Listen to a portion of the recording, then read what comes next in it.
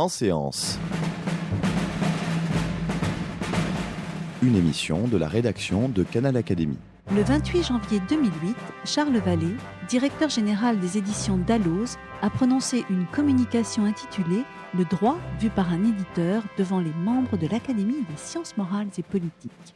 Retrouvons-le en grande salle des séances. Monsieur le Président, Monsieur le Secrétaire perpétuel, Monsieur le Chancelier, Mesdames et Messieurs les académiciens, je vous dis d'abord ma très vive et très sincère gratitude, et ce n'est pas par simple et pur respect des rites, mais parce que je ressens vraiment et pleinement l'honneur que vous m'accordez aujourd'hui, l'honneur que votre illustre compagnie m'accorde. Vous m'avez proposé de traiter le sujet intitulé « Le droit vu par un éditeur ». Ma façon de l'appréhender sera naturellement influencée par ma propre expérience, mais je pense que j'espère que la plupart de mes remarques pourraient être partagées par d'autres éditeurs juridiques analogues.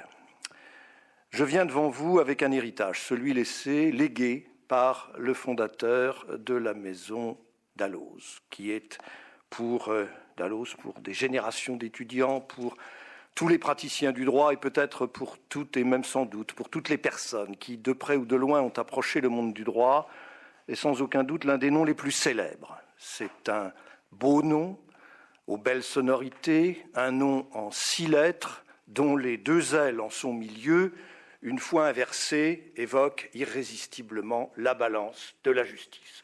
Nous avons découvert ce logo il y a une dizaine d'années, par tâtonnements successifs. J'y ai bien sûr pris ma part, et peut-être ai-je été aidé en cela par le fait que mon patronyme, beaucoup plus modeste, compte également 6 lettres, avec également 2 L en son milieu, qui, une fois inversé, mais je n'insiste pas. Pour les francs-comtois, Dalloz possède, pour parler droit, une irréfragable présomption d'origine, puisque Désiré, il avait un prénom, Désiré Dalloz, naquit à Sémoncel, dans le département du Doubs, en 1795. Il en fut un temps député, il fut toute sa vie avocat, et à un moment de sa carrière, président de l'Ordre des avocats à la Cour de cassation et au Conseil du roi. Et tout au long de sa vie professionnelle, absolument passionné par l'édition juridique. 2 dates, 1824, il créa le recueil Dalloz, hebdomadaire généraliste que nous avons bien entendu toujours à notre catalogue et qui a donc traversé des décennies. Et en 1845, il créa l'entreprise éponyme. Depuis, je crois pouvoir dire que la réversibilité de l'équation Dalloz égale droit, droit égale Dalloz s'est peu à peu imposée. C'est que cette maison, qui a du reste appartenu à sa famille jusqu'en 1989 et qui a été gérée par ses descendants, directs ou collatéraux jusqu'en 1989, c'est que cette maison doit beaucoup à son créateur, qui fut l'inventeur d'une méthode de documentation juridique fondée sur le respect absolu des sources et sur la rigueur du commentaire critique. Elle doit beaucoup à ses intuitions de juriste averti et précurseur. Pour Napoléon Ier, la loi réglerait tout, pour toujours et pour tout le monde. Et Désiré Dalloz comprit que ce n'était là qu'un commencement. L'empereur se berçait sans doute quelque peu de l'illusion qu'avec ses codes, ses merveilles de logique et de clarté, comme disait Stendhal, qu'avec ces codes, il y aurait de moins en moins de procès, et que les avocats, qu'il aimait très modérément, à l'exception de ceux à qui il confia la rédaction des projets de code civil, que les avocats seraient de moins en moins utiles. En fait, et Désiré Dalloz le comprit très tôt, la codification allait ouvrir de très grands espaces nouveaux à la jurisprudence. Il resterait en effet à appliquer, à interpréter et même à adapter la loi, non seulement aux détails infinis des espèces imprévues, mais encore et surtout aux conditions très changeantes de l'économie et de la société. Cela ouvrait donc à l'édition juridique la perspective de donner à des générations de juristes des instruments de travail sûrs et solides. Désiré Dalloz a agi en le pressentant, et pour ne prendre qu'un exemple, en pressentant que, sans aucune autre intervention du législateur, les très fameux articles 1382 et suivants du Code civil pourraient faire face aux immenses développements, aux immenses chapitres du droit de la responsabilité ouverts par le développement prodigieux des techniques.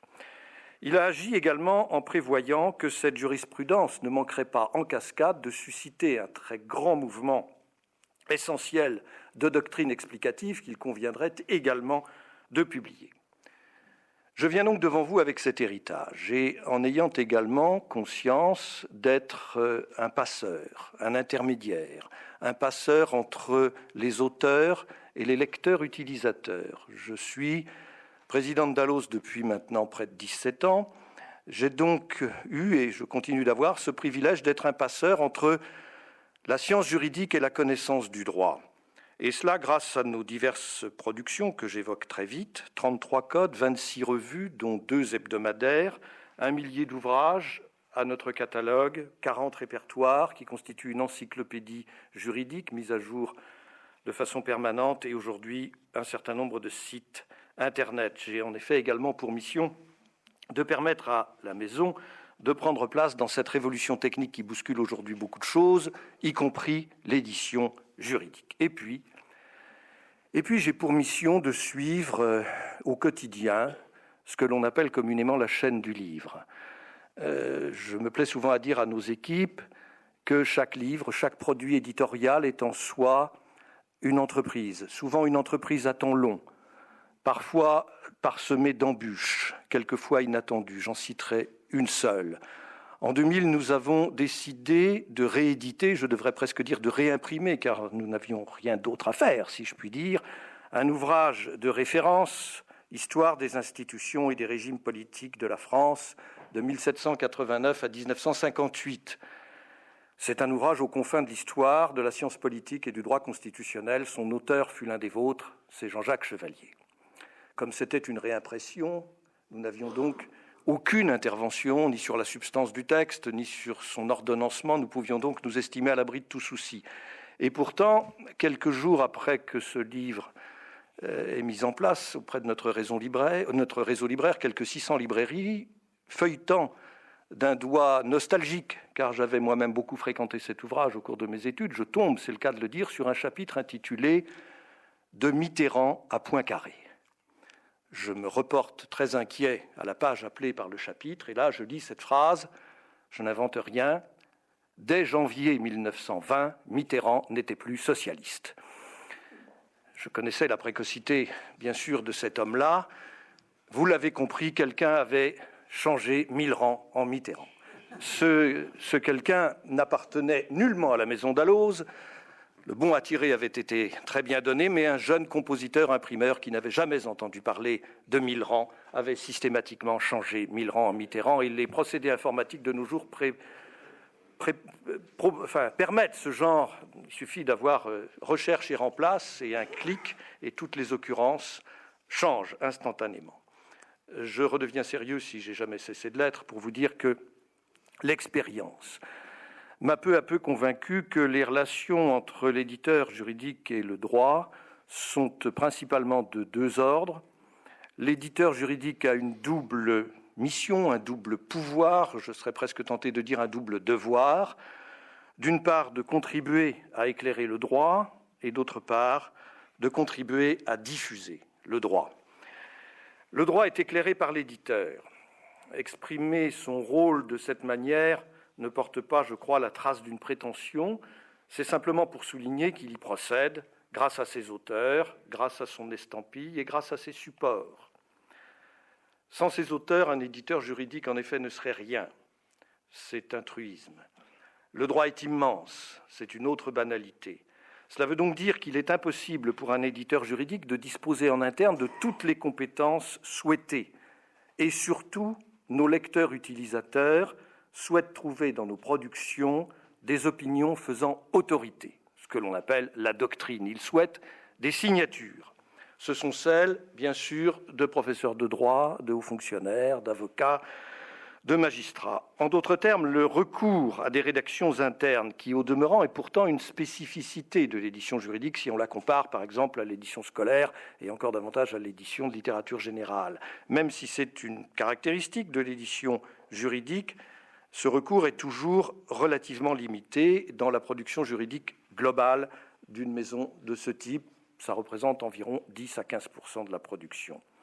Nos auteurs apportent d'abord un éclairage pédagogique, naturellement destiné aux étudiants en droit. Je pourrais citer d'innombrables exemples, j'en prendrai un seul. Depuis plus de 50 ans maintenant, des générations d'étudiants en droit ont été familiarisés avec la jurisprudence du Conseil d'État qu'ils ont mieux comprise grâce à un ouvrage de référence qui s'appelle « Les grands arrêts de la jurisprudence administrative ». Nous en sommes à la 16e édition et nous avons célébré le cinquantenaire de cet ouvrage l'année dernière. Cette fonction est également essentielle pour tous les praticiens, elle peut se décliner à tous les temps. Et par exemple, le rôle prospectif de la doctrine, et donc par le recours à nos auteurs, consistera à suggérer par tel ou tel de nos auteurs, aux législateurs ou aux juges ce qu'il conviendrait de faire pour améliorer le droit. Un exemple, Le silence et la gloire, article très célèbre de Jean Carbonnier, paru au Dalloz de 1951 à propos d'un arrêt important de la Cour de cassation qui mettait en lumière la notion et les dangers de la faute par omission. Et pour le présent, cet éclairage est naturellement à la fois pédagogique, technique, et par exemple dans nos diverses revues, le recueil que j'ai déjà cité, ou l'actualité juridique droit administratif, notre autre hebdomadaire, qui chaque semaine commente, analyse, entre autres et principalement la jurisprudence du Conseil d'État. Dans tous les cas, l'éditeur juridique et dans toutes nos productions veille au respect de la liberté des auteurs et des commentateurs à l'égard du législateur ou du juge.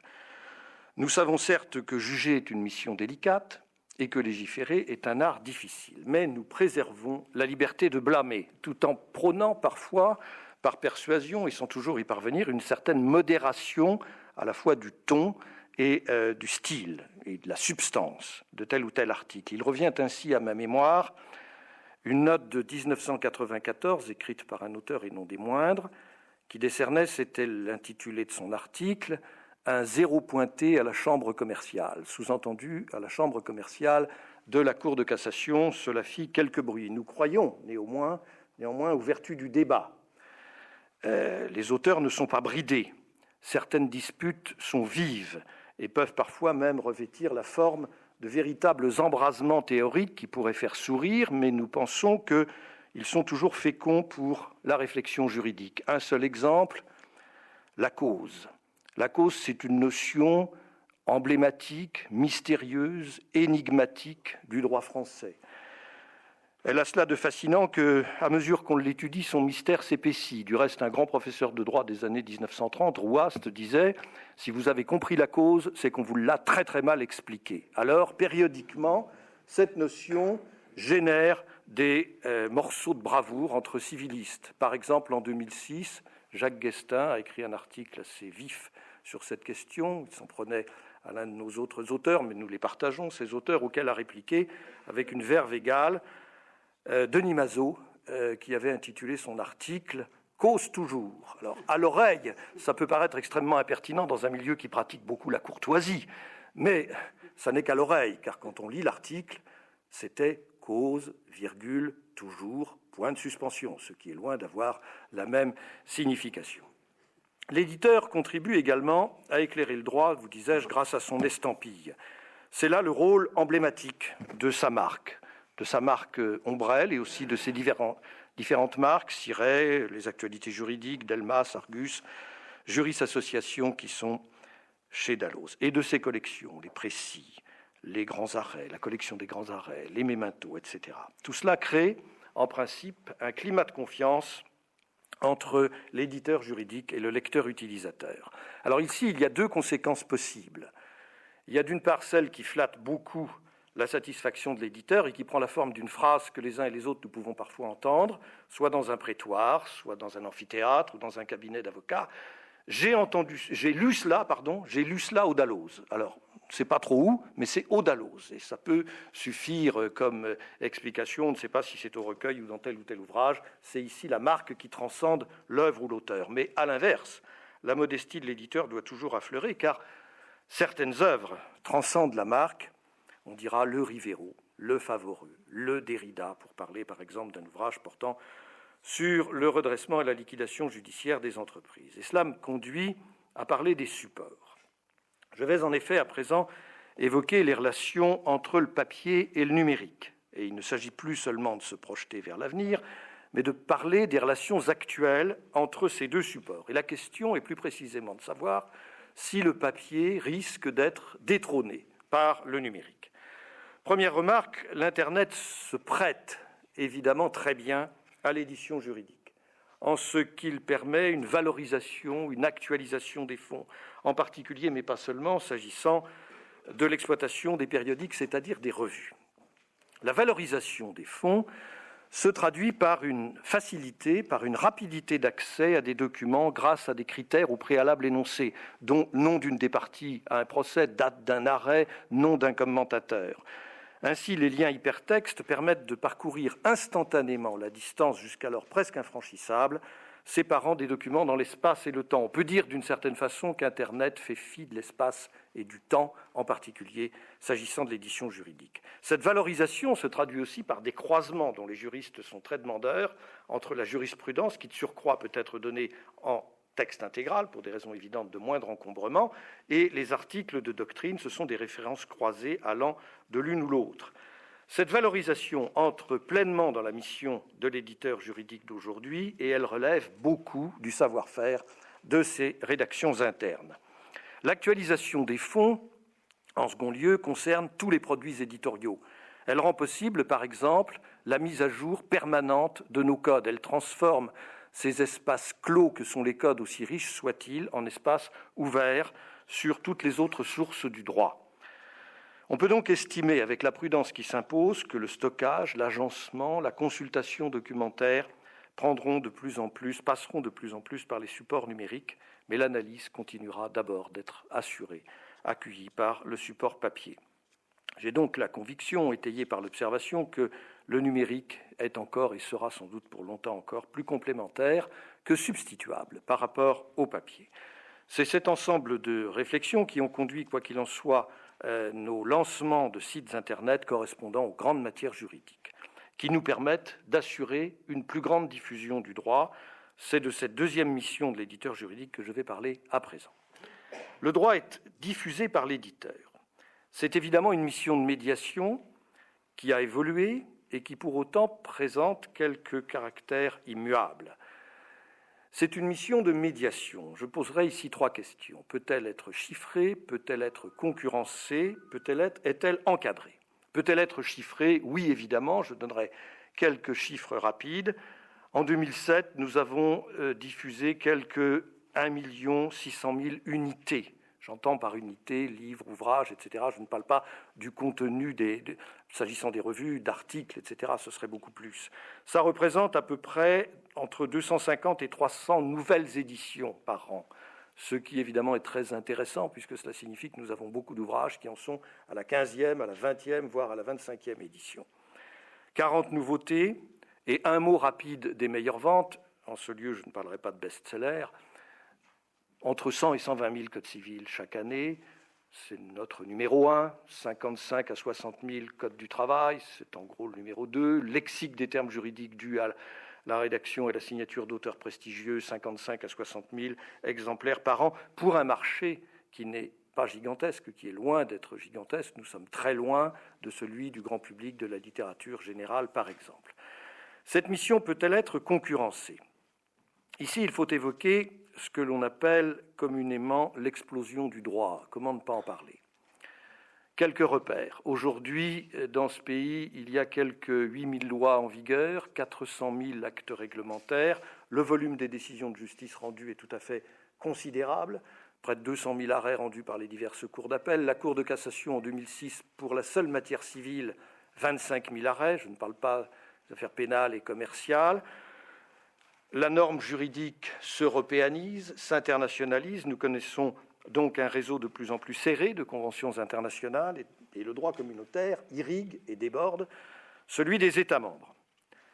Cette abondance, pour ne pas dire cette surabondance, dont au demeurant nous aurions mauvaise grâce, nous, à nous plaindre, et cependant a été à juste titre dénoncé, par exemple par un auteur et non des moindres encore, qui a pu écrire en 2006 « L'action politique a pris la forme d'une gesticulation législative.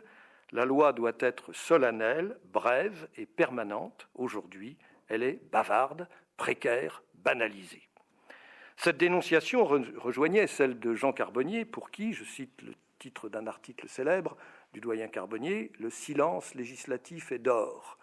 Indiscutablement, le meilleur connaisseur du Code civil que l'on ait jamais eu, le doyen Jean Carbonnier avait imaginé, pour se mieux faire comprendre, un article 0 du Code civil qu'il avait rédigé comme suit, avec malice: « L'amour du droit est réductible en cas d'excès ».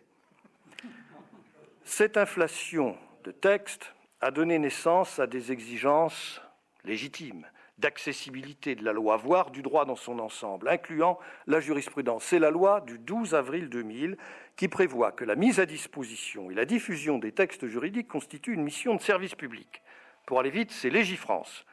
Légifrance, c'est le site officiel du gouvernement français qui donne gratuitement accès aux textes juridiques, et puis ce sont tous les sites des différents ministères. Alors la question est de savoir s'il y a un risque d'immixtion des services publics dans cette mission de diffusion du droit, historiquement laissée à l'initiative de l'édition privée. Et donc une forme de concurrence entre édition publique, d'une certaine manière, et édition privée.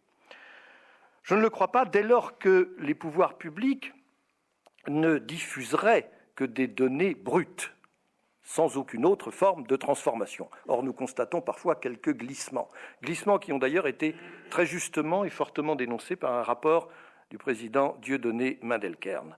Non pas davantage si les principes qui sont du reste contenus dans des textes réglementaires toujours en vigueur continuent d'être respectés. L'édition publique ne pourrait éventuellement se substituer à l'édition privée à une double condition. D'une part, qu'il y ait carence de l'édition privée, d'autre part, que cela entre pleinement dans sa mission. On pense bien sûr, par exemple, au journal officiel. En d'autres termes, là où commence le savoir juridique, fruit de la pensée et du commentaire des auteurs, doit s'arrêter la diffusion juridique par les pouvoirs publics sous peine d'excès de pouvoir. En d'autres termes encore, il est absolument naturel, et encore plus à l'heure de l'Internet, qu'il incombe au pouvoir public de veiller au principe fondamental « nul n'est censé ignorer la loi », et à l'édition privée de veiller, par sa valeur ajoutée, au respect d'un autre principe « nul juriste n'est censé ne pas comprendre la loi ».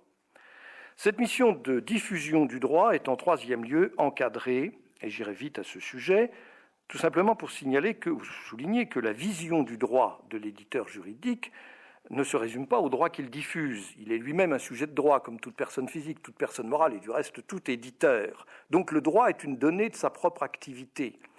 L'édition juridique est à ce titre un secteur réglementé par des lois d'ordre public, droit d'auteur d'un côté, droit du marché de l'autre, avec droit de la concurrence, droit de la distribution, loi sur le prix du livre. C'est une mission, vous disais-je aussi, qui a évolué.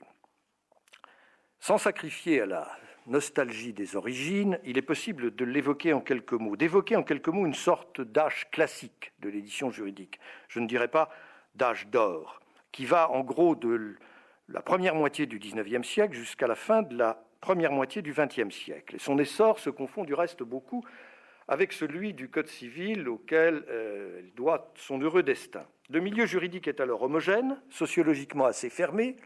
Les auteurs et les lecteurs utilisateurs sont tous formés aux mêmes écoles de droit, partagent les mêmes modes de raisonnement, hérités principalement de l'école de l'exégèse et de l'influence du droit romain. Rien ne sépare alors l'émission de la pensée juridique de sa réception. Les disciples lisent avec ferveur la glose des maîtres. L'influence d'un droit étranger ou d'un droit supranational est nulle. Ces notions étaient anachroniques pour la première, le droit ne pouvait être que territorial. Absurde pour la seconde, le droit n'était que l'expression de la souveraineté nationale. En somme, et en forçant un peu le trait, c'est l'époque du triomphe du droit savant, où la doctrine écrit pour la doctrine. Aujourd'hui, l'édition juridique doit aussi s'adapter à la demande de certains praticiens avides de réponses juridiques rapides. C'est ce que l'on peut appeler les impératifs du temps court. Qu'est-ce à dire ? Désormais, une certaine logique de marché fait que l'éditeur juridique s'adresse souvent à des praticiens, avocats d'affaires par exemple, soucieux de solutions juridiques concrètes, au moins autant qu'à des théoriciens férus de doctrine. Sous l'influence aussi de ce que l'on appelle communément la culture juridique anglo-saxonne ou l'américanisation du droit, il y a une recherche de solutions immédiates qui prend souvent le pas sur la quête d'arguments fondés sur le raisonnement. C'est le fantasme du raisonnement. Plutôt que de raisonner, certains praticiens, et on peut les comprendre, sont persuadés qu'existe déjà une décision leur donnant raison dans une situation en cause. D'où une mobilisation des rédactions internes pour commenter dans les plus brefs délais la loi la plus récente, la jurisprudence la plus nouvelle. Ou bien encore le développement d'activités de formation que l'on constate dans la plupart des maisons d'édition aujourd'hui. Alors on assiste à la naissance de nouvelles notions d'essence, il faut bien le dire, un peu marchandes. L'exhaustivité, la quantité pourrait l'emporter sur la qualité. J'achète tout pour être sûr de tout avoir. L'actualité qui exerce aussi dans ce domaine une sorte de tyrannie. Un article a une valeur parce qu'il traite par exemple d'une réforme à peine adoptée. La réactivité, c'est la même idée. Un article a une valeur parce qu'il est le premier disponible, vite écrit, vite lu, peut-être vite périmé, peut-être encore plus vite oublié. Le décryptage, le lecteur, utilisateur, veut un mode d'emploi, une explication de la loi et de la jurisprudence. Il veut quelque chose, pour employer les termes que nous entendons souvent, il veut quelque chose d'opérationnel, de simplifié, parfois de réducteur, tout le contraire du commentaire savant, érudit. Ici, la doctrine n'écrit plus pour la doctrine. L'éditeur ne peut que s'adapter à cette logique de marché. Dans l'édition juridique, comme en d'autres domaines, c'est bien entendu pour une part la demande solvable qui détermine l'offre. L'éditeur doit cependant veiller au maintien d'une qualité suffisante et éviter que la doctrine ne sorte désacralisée par ce processus. À cette fin, il doit accompagner ce mouvement, lui-même tributaire de l'inflation des textes juridiques, car tout se tient, par une offre fondée sur le temps long.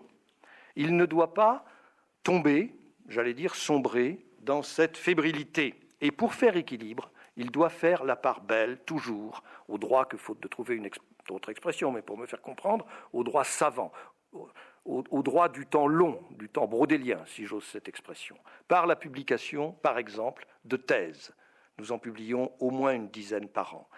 D'articles de fond dans toutes nos revues trimestrielles, dans nos revues bimestrielles, telles la Revue française de droit administratif, par la publication de mélanges, qui sont une mine d'études doctrinales très très importantes, par la publication d'œuvres appartenant à l'histoire de la pensée juridique. Nous avons ces derniers mois publié les travaux, réédité les travaux de Georges Vedel, de Raymond Audin, de Paul Duez, pour ne citer que quelques exemples.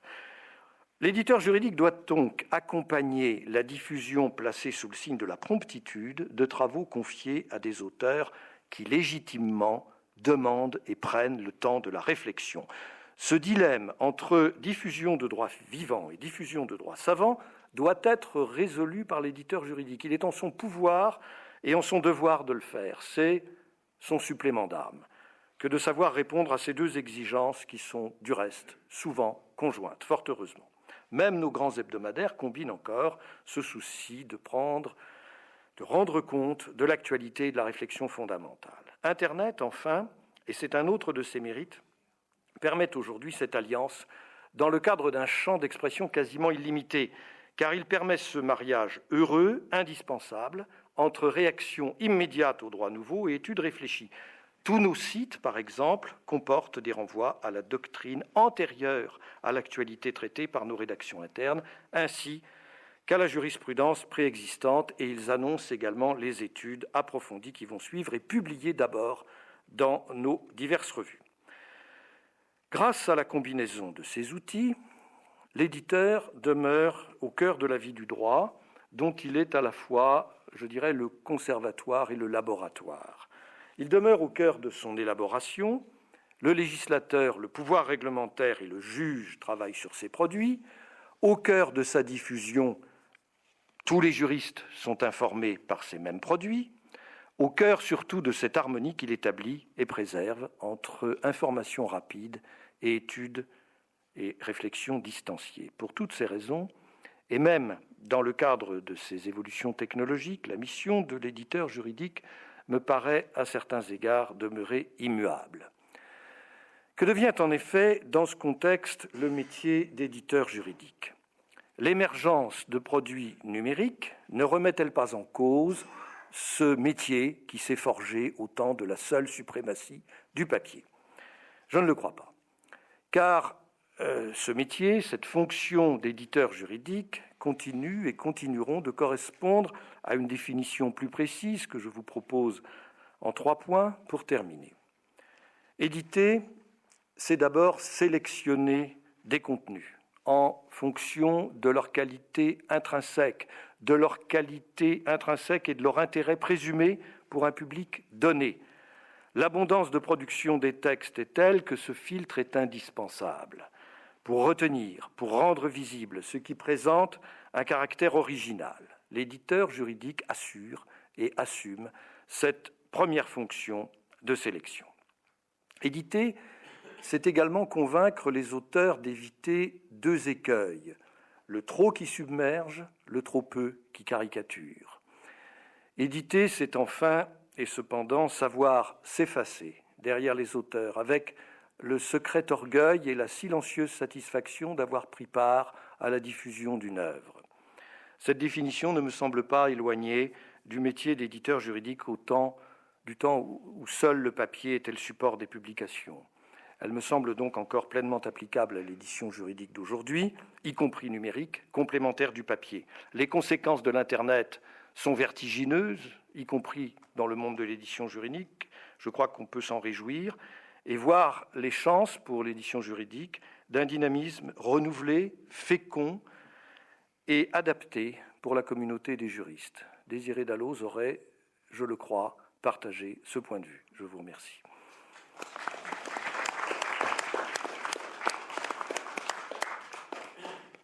Vous venez d'entendre la communication de Charles Vallée, président-directeur général des éditions Dalloz. Sa communication s'intitulait « Le droit vu par un éditeur ». C'était le 28 janvier 2008 devant les membres de l'Académie des sciences morales et politiques.